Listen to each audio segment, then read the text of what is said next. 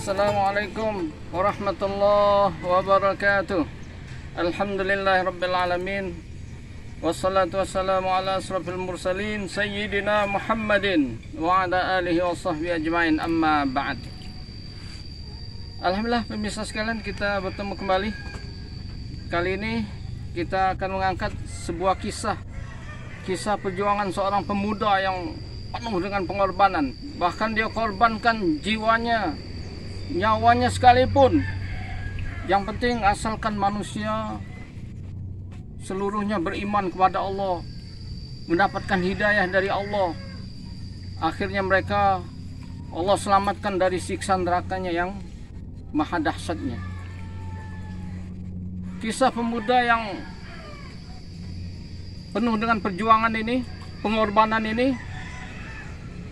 diceritakan oleh Allah SWT dalam surah Al-Buruj ayat 4-9 secara garis besarnya saja. Namun di dalam hadis riwayat Imam Muslim, Nabi ceritakan kisah pemuda ini dengan detail sekali. Bagaimana selengkapnya hadis tentang kisah pemuda ini?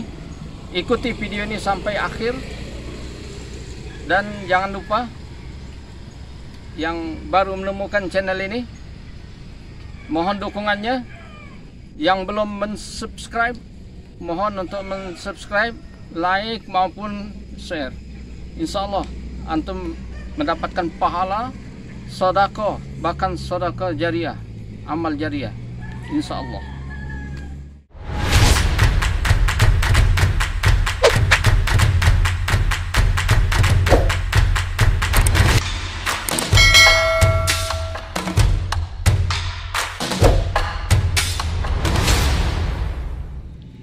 Adapun di dalam hadis, kisah ini secara detail Nabi ceritakan di dalam sebuah hadis yang diriwayatkan Imam Muslim, Imam Ahmad, At-Tirmidzi dan An-Nasa'i dari sahabat beliau yang bernama Suhaib bin Sinan Ar-Rumi. Qala Rasulullah sallallahu alaihi wasallam, bahwasanya Rasulullah sallallahu alaihi wasallam bersabda, bahwasanya di zaman dahulu kala ada seorang raja, yang mana raja ini memiliki tukang sihir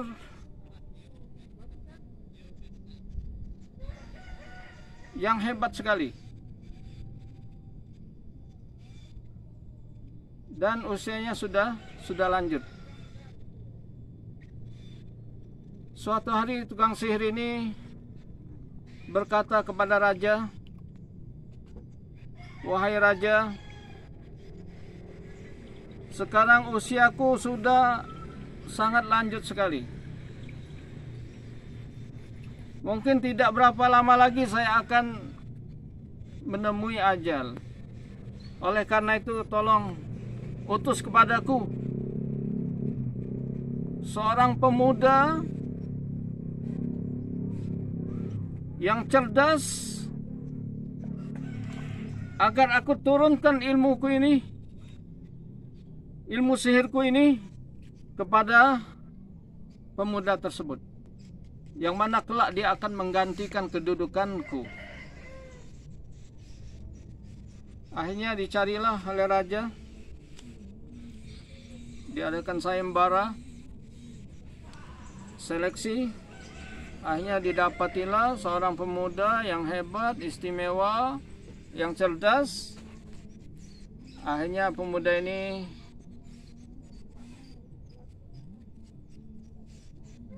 belajar setiap hari dengan tukang sihir.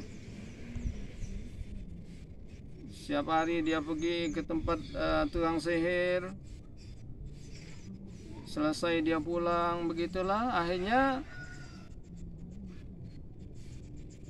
di suatu hari dia ketika menuju ke rumah tukang sihir untuk belajar sihir, tiba-tiba di tengah perjalanan beliau menemukan sebuah gua. Sebuah gua, di dalamnya ada orang yang sudah tua membaca tasbih, memuji-muji Allah, subhanallah. Beliau sujud kepada Allah. Akhirnya didekati oleh pemuda ini. Dia penasaran, dia tanya, "Wahai orang tua," dia sebagai rohib. Rohib itu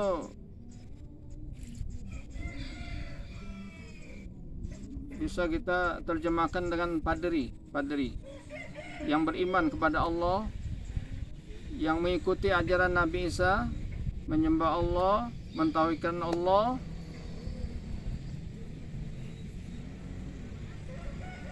Dia tanya, "Wahai rahib, saya mendengarkan ucapan yang aneh, yang menakjubkan dari engkau. Ucapan apa itu? Apakah itu mantra-mantra sihir?"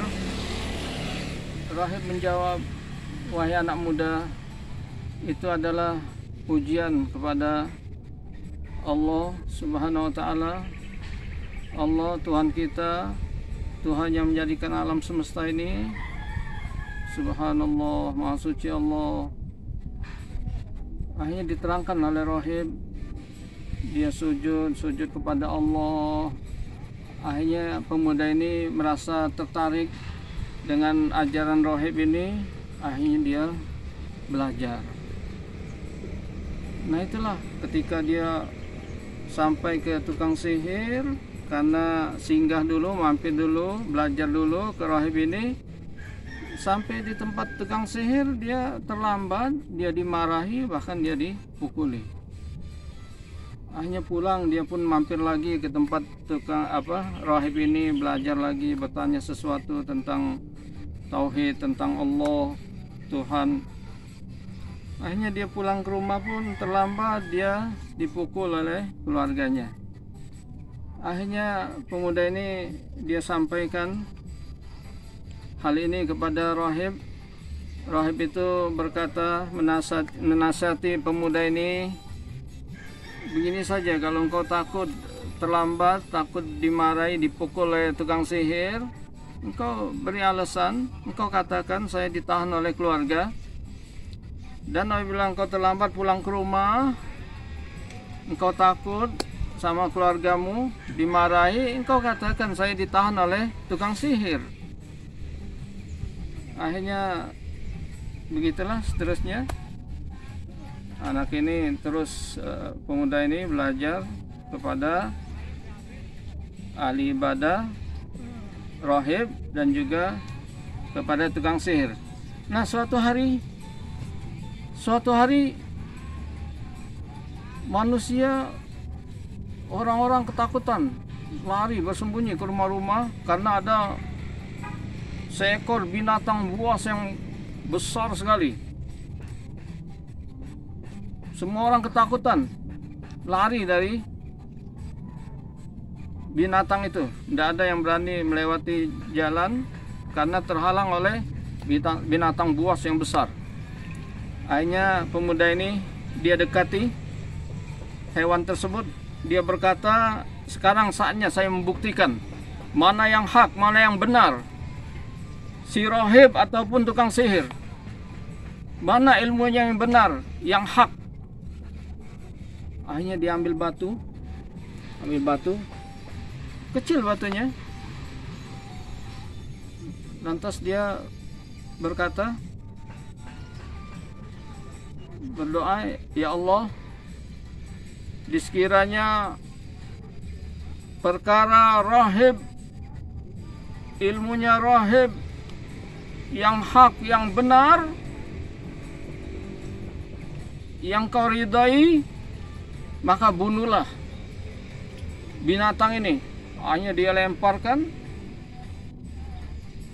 Semua manusia, orang-orang menyaksikan, mengintip dari rumah-rumahnya kejadian ini antara pemuda dengan binatang buas ini, yang semuanya pada takut. Dia lemparkan, ya Allah, sekiranya perkara ilmu rohib ini lebih engkau cintai, dia yang hak, bunuhlah binatang ini. Dia lemparkan tepat mengenai kepalanya, langsung mati. Langsung mati binatang tersebut. Semua orang mengelulukan pemuda ini. Semuanya sangat takjub, sangat heran. Mereka memuji-muji pemuda ini yang dia sanggup berani menghadapi hewan yang besar dan dia bunuh hanya dengan batu yang kecil saja. Heboh, jadi heboh tentang pemuda ini. Akhirnya dia menemui rahib. Dia ceritakan kejadian ini kepada rahib. Rahib berkata, "Wahai pemuda, wahai anak muda, engkau sekarang lebih hebat dari aku. Engkau lebih baik dari aku sekarang. Ilmumu lebih tinggi dari aku sekarang. Maka hati-hatilah engkau. Pasti engkau nanti kena cobaan, kena ujian. Apabila suatu saat nanti engkau diuji, dicoba, jangan sekali-kali engkau bawa-bawa namaku. Jangan kau kasih tahu kepada siapapun tentang keberadaanku." Akhirnya benar apa yang dikatakan rahib ini. Akhirnya pemuda ini Allah kasih keramat, karomah kepadanya. Dia bisa mengobati semua penyakit. Orang ramai yang berobat kepadanya. Bahkan penyakit yang dari sejak lahir, buta dari lahir, dia bisa sembuhkan dengan izin Allah SWT. Bisa melihat penyakit belang. Namun setelah dia mengobati, dia dakwai orang-orang itu, saya bukan yang menyembuhkan ada Allah SWT. Kalau kalian beriman kepadanya, saya doakan Allah sembuhkan. Saya minta kepada Allah, Allah sembuhkan, maka Allah sembuhkan. Syaratnya kalian beriman kepada Allah. Semuanya beriman. Sampai kejadian ini tersebar di mana-mana, di kalangan istana pun terdengar tentang pemuda ini, keahliannya yang bisa menyembuhkan penyakit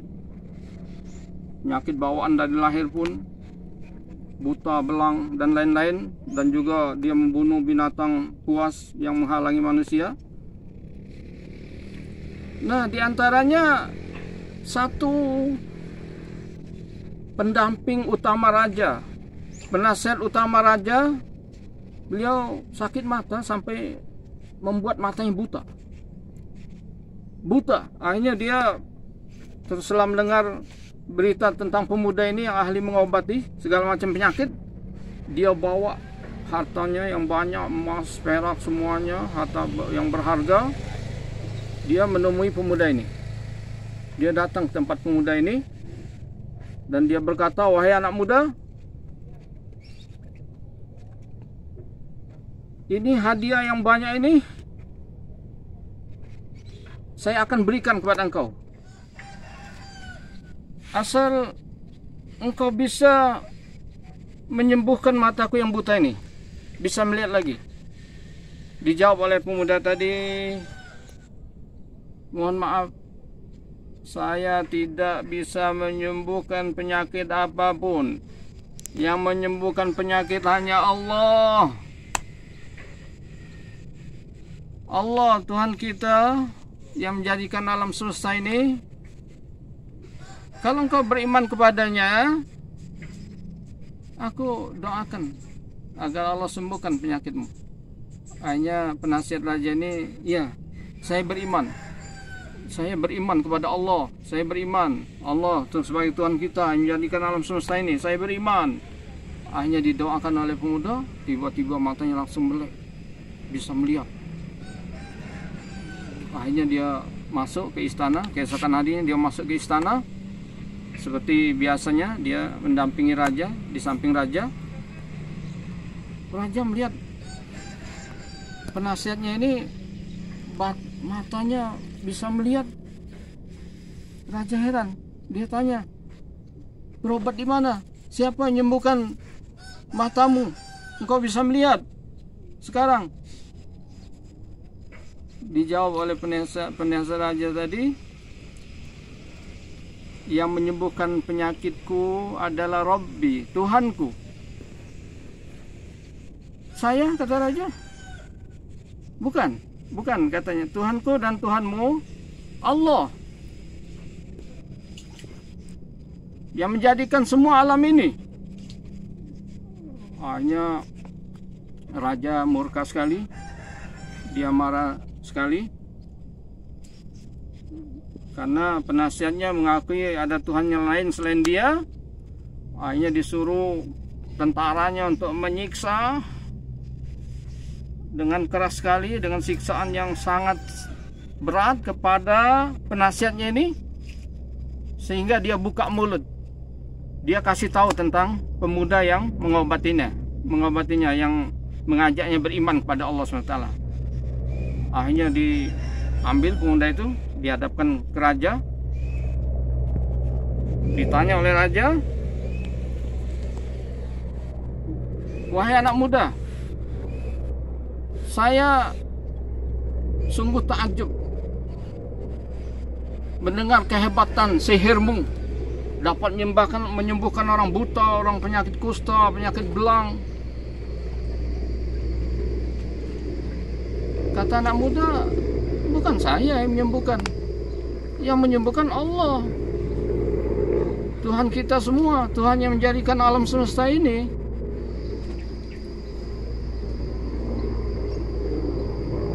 Akhirnya raja murka sekali. Memang ada Tuhan selain saya, kata raja. Hanya dipanggil algojonya untuk menyiksa habis-habisan kepada pemuda ini. Disiksa sampai tidak kuat. Akhirnya dia buka mulut, dia tunjukin kepada gurunya yang mengajarinya ilmu keimanan ini. Dia tunjukin ke itu rohib tadi yang berpesan kepadanya, kalau ada apa-apa jangan sebut namanya. Hanya ditunjukin tempatnya, hanya dijemput oleh bala tentara raja. Si rohib tadi dibawa ke raja, dihadapkan. Jadi bertiga ini, penasehat, pemuda, dan rohib. Raja berkata kepada rohib, wahai rohib, kembali kepada agama kita, kembali ke agama semula. Tidak, kata rohib, tidak. Tuhan kita adalah Allah. Akhirnya disuruh siksa, kemudian para tentaranya, algojonya, penyiksa raja tadi, dia suruh mereka letakkan gergaji di atas kepala rohib, digergaji dari atas kepala sampai ke bawah, terbelah dua badannya. Disaksikan oleh pemuda dan penasihat raja. Sudah terbelah dua, mati. Raja beralih ke penasihatnya. Engkau lihat, engkau mau nasib seperti itu? Kalau tidak mau, kembali kepada agama kita, kembali kepada agama semula. Tidak, kata penasihatnya dengan tegas, tidak. Tuhan kita adalah Allah.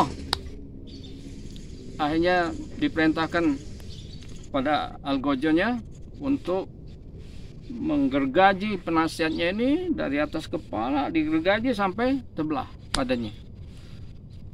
Habis, kemudian tinggal pemuda ini. Wahai pemuda, kalau engkau mau selamat, kembali kepada agama kita. Kalau tidak, engkau akan mengalami nasib yang sama. Tidak, Tuhan kita adalah Allah. Tuhanku, Tuhanmu, Tuhan kita semua adalah Allah. Akhirnya ketika anak ini mau dibunuh seperti itu, ada penasihat raja yang lain berkata kepada raja, wahai raja, jangan kita bunuh di sini pemuda ini. Ini pemuda sudah banyak, dia udah viral, banyak followersnya, banyak loversnya, banyak followersnya. Kalau dia bunuh di istana, berarti dia dibunuh oleh raja, rakyat akan ngamuk, rakyat akan benci kepada engkau. Akhirnya raja perintahkan tentaranya bawa anak ini ke puncak gunung di sana tuh. Dia sebutkan gunung apa yang tinggi, kalian bawa sampai di atas sana, paksa dia untuk kembali ke agama kita, ke agama semula. Kalau dia tidak mau, lemparkan dari puncak gunung. Akhirnya sampai di atas puncak gunung, dibawa. Orang-orang melihat, tahu. Itu. Cuma mereka bertanya-tanya saja, itu pemuda mau dibawa kemana. Mungkin dia mau dibawa jalan-jalan ke gunung. Akhirnya sampai di puncak gunung, dipaksa untuk kembali ke agama semula. Tidak. Saya tidak akan tetap iman kepada Allah, tidak berubah sedikit pun. Apapun yang akan kalian lakukan, kalau tidak kami akan lemparkan kau dari, terserah kalian. Akhirnya pemuda ini angkat tangan, Allah makfinih bima syi'ta. Ya Allah, selamatkan aku dari kejahatan mereka ya Allah. Apapun, dengan cara apapun ya Allah. Akhirnya tiba-tiba gunung berguncang. Itu bala tentara raja itu semua terpental semua, jatuh semua, mati semua. Akhirnya pemuda ini selamat, dia balik menemui raja lagi. Karena dia punya jiwa dakwah. Dia belum merasa puas kalau belum mengatakannya yang hak.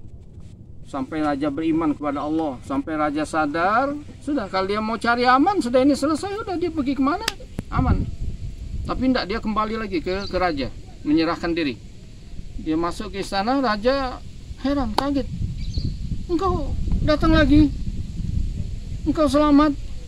Aina ashabuk, mana teman-temanmu, mana orang-orang yang membawamu? Dia tidak sebut mana tentara-tentaraku yang membawamu, tidak. Mana sahabat-sahabatmu yang membawa engkau ke gunung? Kata pemuda tadi, Allah yang membereskan mereka semua. Allah selamatkan aku dari mereka. Akhirnya raja panggil lagi bala tentara yang lainnya.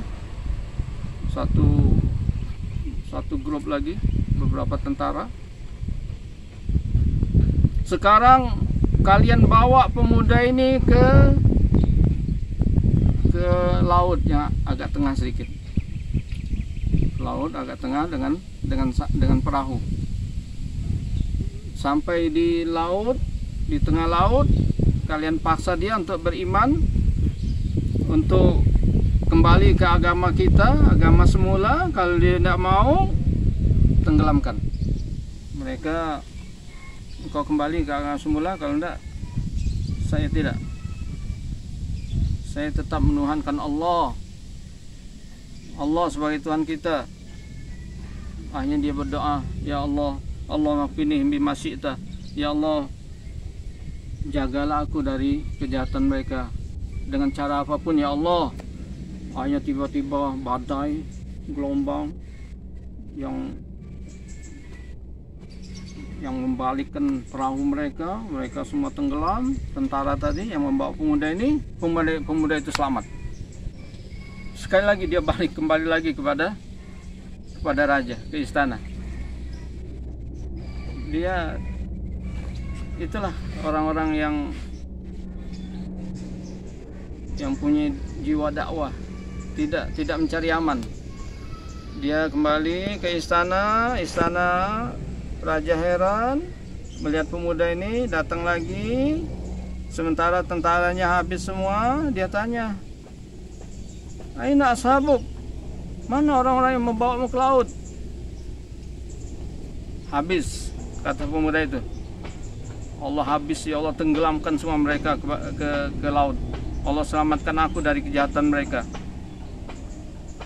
Akhirnya pemuda ini berkata kepada raja, begini saja wahai raja, engkau dengan cara apapun tidak dapat membunuhku. kecuali engkau mengikuti perintahku, engkau menjalankan perintahku. Bagaimana caranya supaya dapat membunuh diriku? Kalau engkau ikuti SOP-nya, engkau dapat membunuhku. Bagaimana? Apa itu? Kata raja. Bagaimana caranya? Begini kata pemuda, engkau kumpulkan seluruh rakyatmu di tanah, di lapangan yang luas. Di tanah lapang yang luas, engkau kumpulkan semua rakyatmu di situ.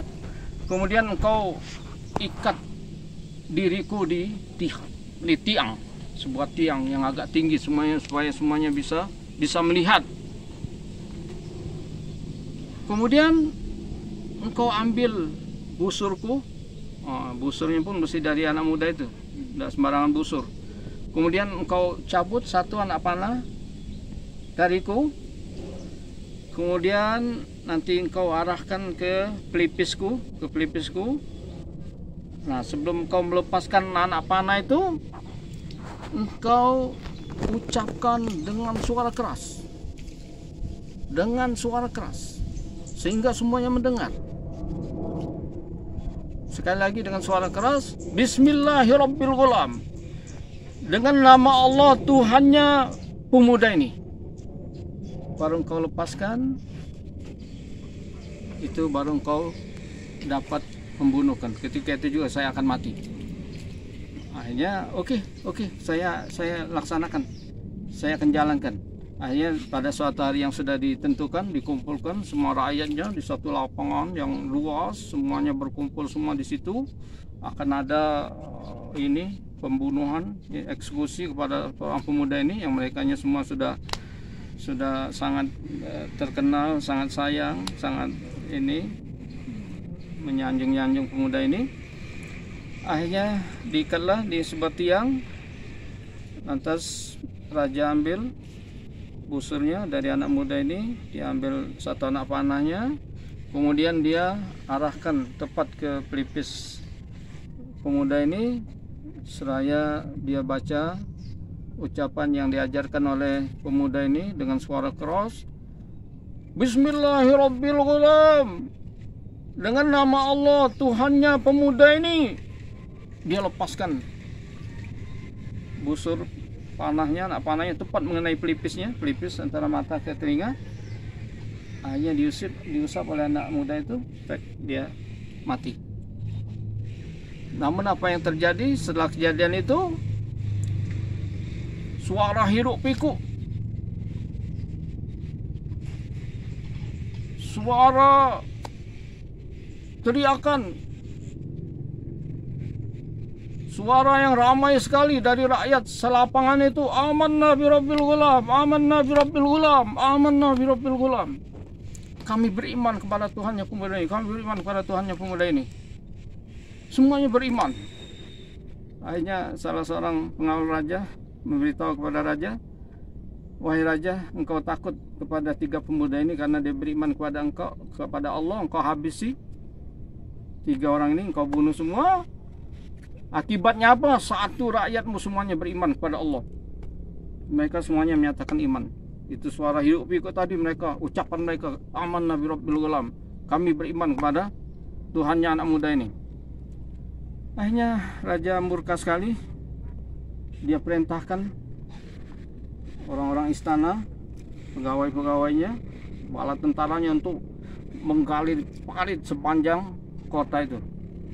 Gali parit sepanjang kota ini, nyalakan api di dalamnya sebesar-besarnya. Kemudian semua rakyat dipaksa untuk kembali ke agama kita, ataupun dia tidak mau lemparkan ke dalam parit yang berisi api yang menyala-nyala itu.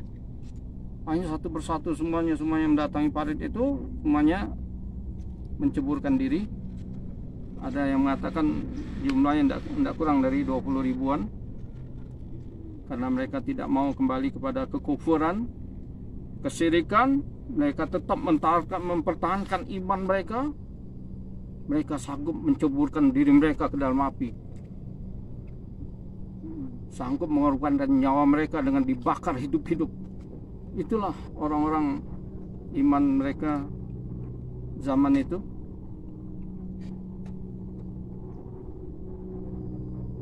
Nah, yang terakhir, seorang ibu, seorang perempuan yang menggendong babynya, bayinya yang masih bayi, anak. Dia ragu-ragu mau menceburkan dirinya ke api, ke lautan api.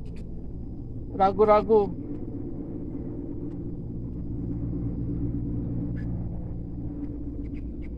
Karena tidak tega dengan bayinya. Ragu-ragu. Tidak tega melihat bayinya menangis, melihat bayinya ragu-ragu. Akhirnya Allah jadikan bayi ini berkata dengan suara lantang dan jelas, "Isbiri ya Ummah, fa innaki 'alal haq." Sabar wahai ibuku, karena sesungguhnya engkau berada dalam jalan yang lurus. Surga telah menanti kita. Akhirnya dia menceburkan dirinya bersama bayinya ke dalam api tersebut. Inilah 3 bayi dalam sejarah Islam yang bisa berkata-kata di waktu bayinya, yaitu pertama bayi Isa, kedua bayi ini tadi, yang ketiga bayi dalam kisah Juraij. Jadi banyak sekali hikmah pelajaran yang bisa diambil dari kisah Ashabul Ukhdud ini. Di antaranya yang pertama, dibolehkan kita berbohong untuk kemaslahatan, untuk mencegah kezaliman. Seperti nasihat rahib tadi kepada anak muda ini, kalau engkau takut dipukul oleh tukang sihir karena terlambat belajar dengan saya, engkau katakan saya ditahan oleh ibuku, oleh keluargaku. Kemudian engkau pulang terlambat juga karena belajar denganku, supaya tidak dimarahi oleh keluargamu, engkau katakan kepada mereka bahwasanya engkau ditahan oleh tukang sihir. Kemudian iman yang begitu kuatnya itu, walaupun keadaan bagaimana tetap tidak akan tergadai. Iman mereka sanggup dibakar hidup-hidup demi mempertahankan iman. Namun orang zaman sekarang kadang-kadang gara-gara pekerjaan, gara-gara perempuan, gara-gara dunia yang sedikit, sanggup mengorbankan iman mereka, sanggup menjual agama mereka.